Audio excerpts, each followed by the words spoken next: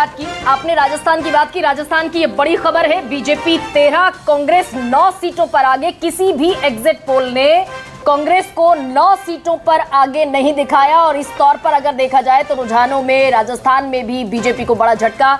और मीना शर्मा मेरे साथ जुड़ गई है। मीना, राजस्थान को आपसे बेहतर भला मैं किससे पूछूं, तो मुझे बताइए जरा कि किसी भी एग्जिट पोल ने नहीं दिखाया राजस्थान में कि 9 सीटों पर कांग्रेस जिस तौर पर आगे दिख रही है, ये रिफ्लेक्ट होगा नतीजों में?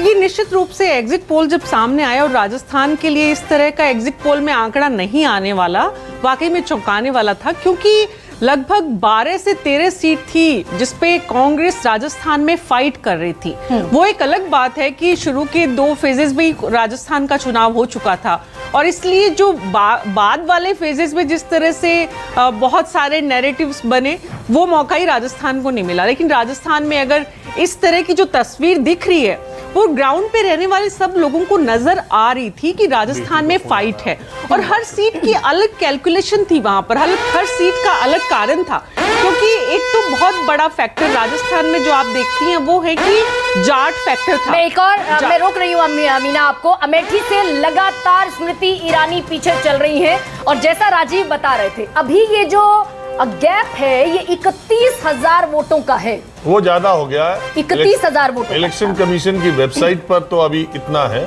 लेकिन हकीकत में वहाँ जो लोग हैं पोलिंग वो बता रहे हैं जो नोटिसेबल बात है 50,000 से पहले वो 15,000 से पीछे थी, फिर 18,000 से पीछे हुई, फिर वो 21,000 से पीछे हुई, तो वो लगातार पिछड़ती जा रही है। हाँ, यानी कि हर राउंड बीतने के बाद जो शफल हो जाना चाहिए था, अगर कुछ पॉजिटिव होता वो शफल होता हुआ नहीं दिख रहा है। सुकेश जैसा कह रहे हैं 31,000 वोटों से ज्यादा वोटों से स्मृति ईरानी, प्रियंका गांधी ने अगर ये सीट जाती है तो प्रियंका गांधी इसके लिए बधाई की पात्र होंगी। मतलब उनकी जिम्मेदारी, उनकी इलेक्शन कमीशन के आंकड़ों के मुताबिक, राजीव एक बार रोक रहा हूं, गरिमा आप भी 1 मिनट के लिए रुक जाए। भारतीय जनता पार्टी 236 सीटों पे लीड कर रही है। Congress party 97 seat, 97 seats.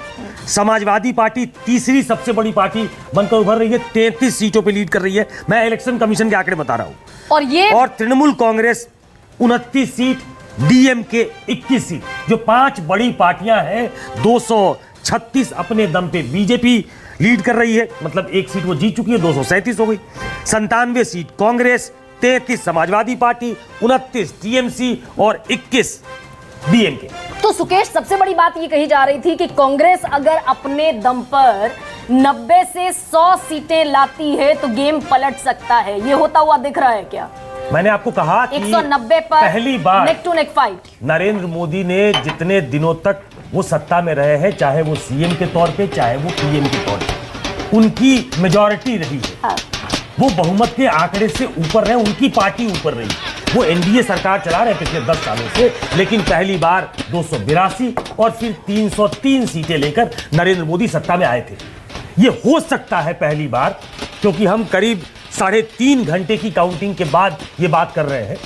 और जो ट्रेंड है, मैं पिछले 1 घंटे से कह रहा हूं कि जो 400 का आंकड़ा था एग्जिट पोल का, उसके आसपास तो नहीं है, 370 के आसपास नहीं है, 272। और ये मैं पिछले 1-1.5 महीने से लगातार आपके कार्यक्रम से लेकर अलग अलग कार्यक्रमों में कह रहा था कि 400 एक ट्रैप है, उस ट्रैप में नहीं फंसे।